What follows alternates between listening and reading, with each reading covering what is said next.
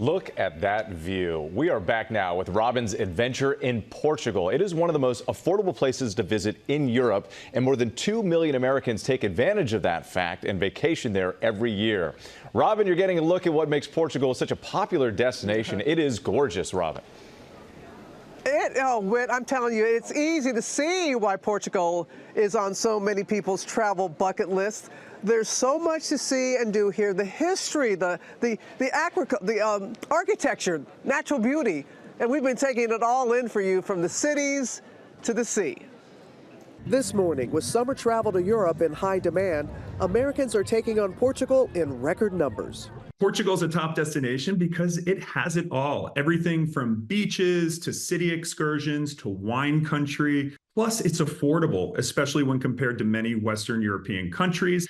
And to top it all off, it's the third safest country in the world. Over 2 million Americans visiting Portugal in 2023 as the post-pandemic tourism boom continues.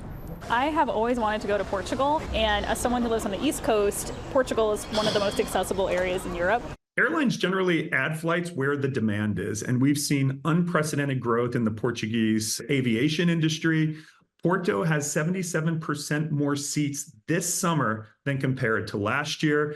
And also airlines like United are now announcing flights to airports in the south, like Faro Airport, which is the gateway to the Algarve. So let's journey through Portugal together, a country filled with so many wonders and splendor. Oh, wow. Yes. Like these traditional ceramic tiles with vibrant patterns and colors adorning palaces, buildings, and homes. Now a rich part of Portuguese history. It's such a natural beauty.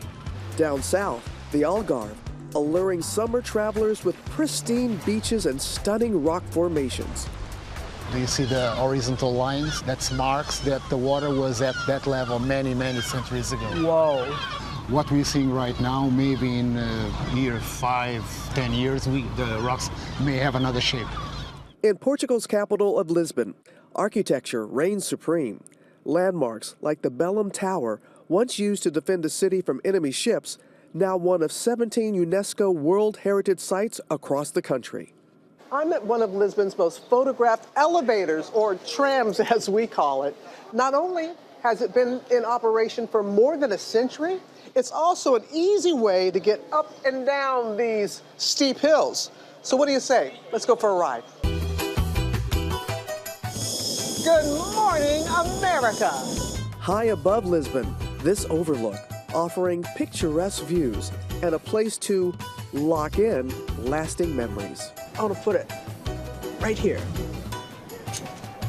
There it is, GMA. And in Sintra, located just an hour outside of Lisbon, we took to the streets on a tuk-tuk. So this is a popular way to get around. For sure, but this is the best way to go around. Tour guide Danielle Ponce giving us a tour of the village of Sintra. Even the town hall is such a beautiful place like this, right? So cool. Our final stop, the incredible Pena Palace, a place where nearly 1.5 million people visit each year. What are the 3 things you must see and do when you're here in Sintra? Well, for sure, Quinta da Regaleira.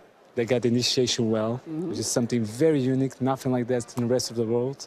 Cabo da Roca, so it can be the closest possible to the States in the continental Europe. And Pena Palace, the fairy tale palace. I feel romance when I'm here. This was a gift of love from a king from Austria who married the Queen of Portugal, and he prepared this for her. King Ferdinand's vision standing the test of time. The palace eventually passed on to his second wife, the Countess of Edla, to become a castle of 2 great loves. It is so special where we are. The history of the site where we are right now goes back to the 12th century. It started out as a chapel, then a monastery, and added in the 1800s, that was the monastery. Now, this fairy tale-like palace was built by Ferdinand II, and it's clear that the inside is just as lavish as the outside. You see this? The largest room in the palace is the Great Hall, which has a huge gold-plated 72-candle chandelier. And this country isn't just a feast for the eyes, though it is. We're going to give you a true taste of Portugal coming up in a little bit. And perhaps I arranged for you all to have a little taste of Portugal back there in the studio. I can't make any promises, but I we'll hope see. you're We'll not. see what I I hope can you're not do. making this up, Robin, because we love a taste of Portugal, and I love that secret pastry door that you found. Can't wait to see more of that. Oh, yeah, and you will. All right. You will. Good deal.